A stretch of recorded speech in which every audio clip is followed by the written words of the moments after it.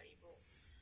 Nah, yang akan kita diskusikan hari ini adalah yang pertama terkait pengembangan materi ajar, kemudian yang kedua pengembangan LKPD, yang ketiga pengembangan media pembelajaran, dan yang keempat adalah tentang pengembangan sumber belajar digital. Jadi yang terakhir ini adalah bagaimana nanti Bapak Ibu membuat sumber belajar berbasis digital gitu ya. Jadi nanti bisa membuat PPT yang berbasis bisa PPT gitu ya, atau multimedia boleh begitu ya. Kemudian nanti Bapak Ibu juga akan mengembangkan LKPD ya dan materi ajar. Nah, yang pertama adalah terkait pengembangan materi ajar Bapak Ibu ya. Nah, materi ajar atau disebut juga dengan bahan ajar ya. Nah, biasanya sesuatu yang memang menjadi isi dari kurikulum yang harus dikuasai oleh peserta didik sesuai dengan kompetensi dasar dalam rangka pencapaian standar kompetensi setiap mata pelajaran. Nah, kemarin di dalam TP komponennya itu ada apa Bapak Ibu, masih ingat? Kompetensi dan konten. Nah, kompetensi dan konten. Nah, kontennya itu ada di sini Bapak Ibu ya. Jadi kontennya itu ada di dalam pengembangan materi ajar ya. Jadi kalau biasanya Bapak Ibu apa yang diberikan ke siswa ketika Bapak Ibu mengajar?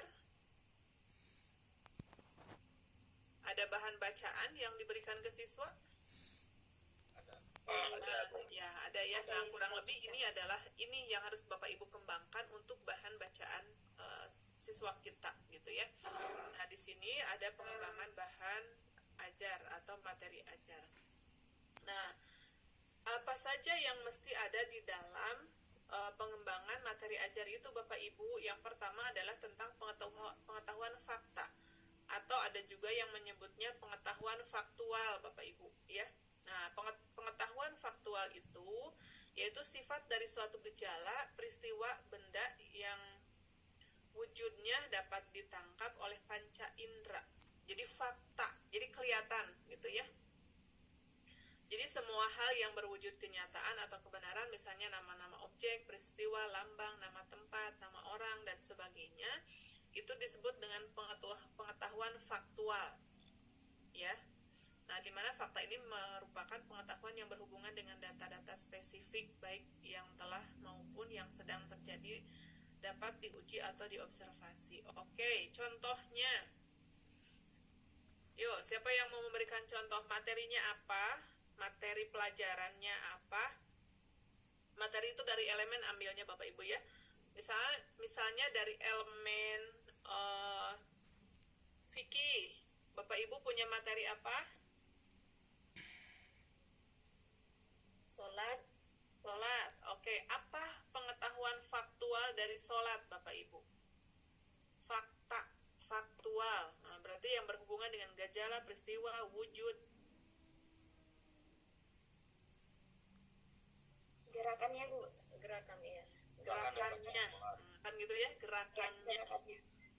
gerakannya kelihatan.